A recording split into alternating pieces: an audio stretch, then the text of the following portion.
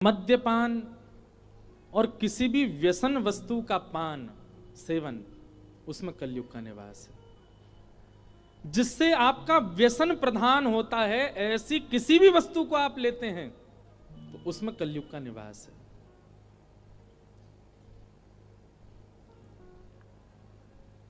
एक बात कहें, चाय भी एक प्रकार का व्यसन है। पहले हमको भी था ये व्यसन, अब छोड़ दिया। अब व्यसन नहीं है चाय का।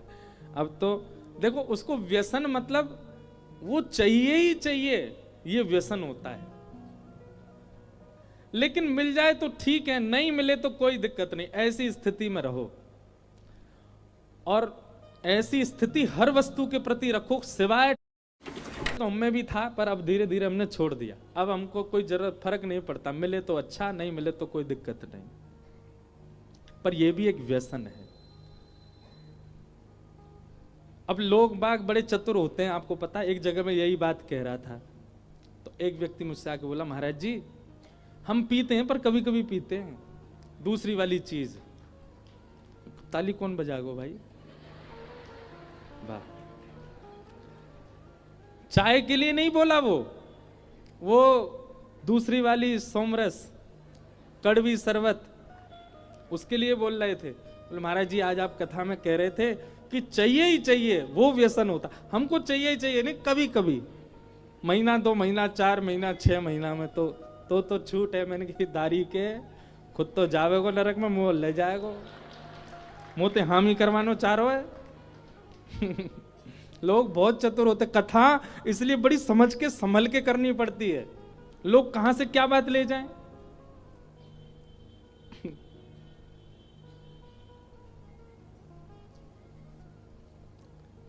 उसके लिए तो स्पष्ट भागवत जी मना करते हैं, उसके लिए तो स्पष्ट शास्त्र मना करते हैं। हम तो छोटे व्यसनों की बात कर रहे हैं, जैसे चाय, जैसे कॉफी, जैसे ये कुछ ऐसे व्यसन हैं जो मिले ना मिले चले, ठीक है। वो तो बहुत बड़ा वाला व्यसन, वो साल में एक बार भी अलाउ नहीं है, जीवन में एक बार भी अलाउ नहीं है, नहीं करना। पानम, सीधी बात है कि देखो वो वस्तु पवित्र नहीं है। चाय में तो फिर भी दूध है, चीनी है, अदरक आदि है, ठीक है, थोड़ा बहुत नुकसान तो होता ही है उससे, पर अपवित्र तो नहीं, वो तो अपवित्र ही है। आपका चित्त, आपकी जिह्वा, आप इससे कृष्ण भी बोलते हो, आप इस जिह्वा से राम भी बोलते हो, राम कृष्ण, इस जिह्वा से श्री राधा भी बोलते हो। मतलब आपकी जीव जब श्री राधा बोलती है तो आपकी जिह्वा ही कीर्ति मैया का रूप धारण कर लेती है, तभी श्री राधा नाम का जन्म होता है। आप जब कृष्ण बोलते हैं, आपकी जिह्वा ही यशोदा मैया है, तभी कृष्ण प्रकट होते हैं जीव पर। आप जब राम बोलते हैं, आपकी जिह्वा ही कौशल्या मैया है। यह दायित्व है आपका कि आपकी जीव पर कोई अशुद्ध वस्तु ना जाए, क्योंकि नाम विराजमान हो चुका है इस जीव पर। और चित्त जो है ये भगवान का देवालय है, यहां ठाकुर जी विराजते हैं, मन में ठाकुर जी विराजते हैं। कितने भजन सुन लो, कितने पद सुन लो, सब जगह यही लिखा, कहां बैठे हैं ठाकुर जी? मन में बैठे हैं। और स्वयं भगवान गीता में कहते हैं, ईश्वरः सर्वभूतानां हृदय सेर्धुन तिष्ठति। हे अर्जुन, मैं सभी के हृदय में बैठा हूं। हम क्यों ऐसी वस्तु सेवन करें जो ठाकुर जी को निवेदित नहीं हो सकती? पानम, इसलिए उसमें पानम के अंदर मांस भक्षण भी आ जाता है। मांस भी नहीं खाना चाहिए, मांस भी नहीं खाना, अंडा भी नहीं खाना, आदि आदि ये सब दूषित वस्तु नहीं खानी। प्याज लहसुन खाने से पाप नहीं लगता, पर ठाकुर जी के प्रेमी जन, क्योंकि ठाकुर जी का भोग नहीं लगता, इसलिए उसका परहेज करते हैं, उसको नहीं पाते, उसका त्याग करते हैं। और दूसरी बात यह है कि कहीं ना कहीं तामसिक स्थिति बढ़ती है पाने से, तामसिक विचार बढ़ते हैं। अगर आप कोई साधना कर रहे हैं, अगर आप कोई नियम कर रहे हैं और आप रोज प्याज खाते हैं, लहसुन खाते हैं, आपकी वो साधना पूर्ण नहीं हो पाएगी। कहीं ना कहीं आपकी इंद्रियां आपके वश से परे होती हैं तामसी वस्तुओं के सेवन से, इसलिए वो साधना में बाधा है, बाकी उससे पाप नहीं लगता। लेकिन मांस, मदिरा आदि ये सब तो पाप के भाव। तो द्यूतम यानी कि जुआ, पानम यानी कि सब समझ गए क्या, और तीसरा आया पर पुरुष और पर स्त्री संग।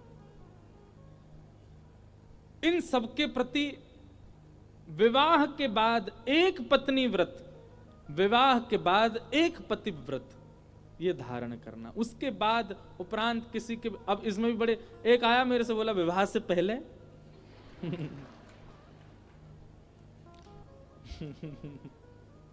विवाह के बाद ही तो एक की बात है। बहुत चतुर है संसार के लोग, हमको क्योंकि चतुरानंद ने बनाया है ना, ब्रह्मा जी ने बनाया, इसलिए हमारी बुद्धि चतुर बहुत है। तो एक पत्नी व्रत, पर स्त्री पर पुरुष के प्रति यदि आपका भाव भी जाता है तो कलयुग आप पर असर करेगा।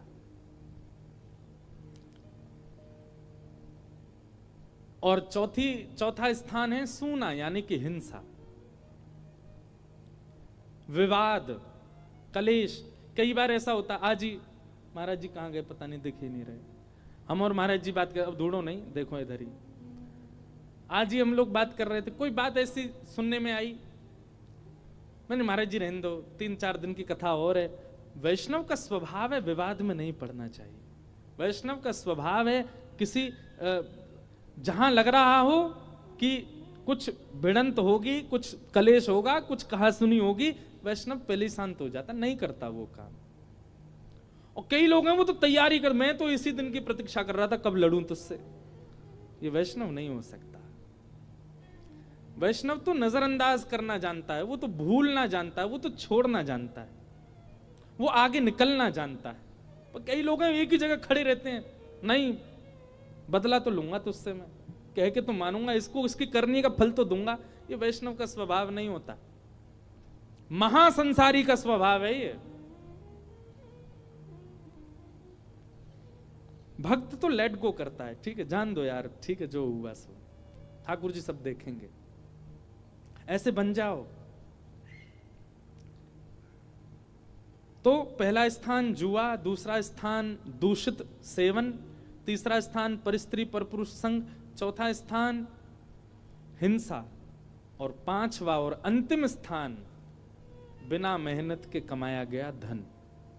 बिना परिश्रम से जो हम धन कमाते हैं उसमें कलयुग का निवास होता है। वर्क फ्रॉम होम ये बुरा नहीं है, पर भैया जो वर्क फ्रॉम होम करते भी हो, इतनी परिश्रम तो उसमें किया करो कि आपको उसका जो वेतन मिले वो आपकी मेहनत का ही मिले। Study from home, work from home चला बीच में कोविड में, हम सब घर वाले जानते हैं कि ना तो वो बालक पढ़ता था, जो study from home, work from home वाले कैसे कर रहे हैं ये भी पता था। कई लोगों की वीडियो कॉन्फ्रेंस होती थी, वीडियो म्यूट कर दी, ऑडियो चल रहा है, खुद घूम रहे हैं मनाली में, वर्क फ्रॉम होम चल रहा है, पैसा कमा रहे हैं उसका पूरा। ये गलत है। ठीक है कोविड काल में परिस्थिति की वजह से था, अब नहीं होना चाहिए। कोई बहुत जरूरी, हाँ कथा सुनना है तो लो 7 दिन का वर्क फ्रॉम होम, कोई दिक्कत नहीं। हम तो कथा वालों को ये भी कह देते हैं भाई शहर में साल 2 साल, हम पिछली बार कब आए थे हापुड़ 2022 में, अब 2024 2 साल बाद आए हैं।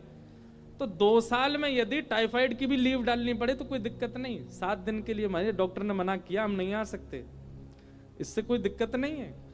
आप कथा के लिए, वैष्णव भाव के लिए, हमने कही ना जहां शरीर प्रधान भोग भोगने के लिए आप कुछ झूठ बोलते हैं तो वो सब लगेगा, लेकिन श्री जी के लिए, ठाकुर जी के लिए यदि कोई भाव रखते हैं उसमें कोई दोष नहीं है।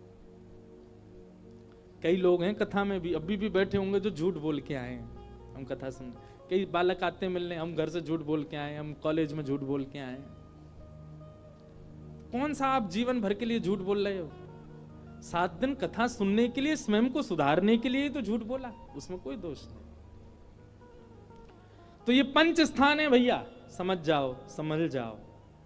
द्यूतम पानम स्त्रिय सोना और जात रूप यानी कि बिना मेहनत का धन, इनमें कलयुग का निवास है। ये 5 स्थान कलयुग को प्रदान कर दिए। परीक्षित जी महाराज से एक अपराध बना, एक संत के आश्रम पर गए, जल मांगा, नहीं मिलने पर उनके गले में मरा हुआ सर्प डाल दिया। शमिक ऋषि के पुत्र श्रृंगी को क्रोध आया और उन्होंने श्राप दे दिया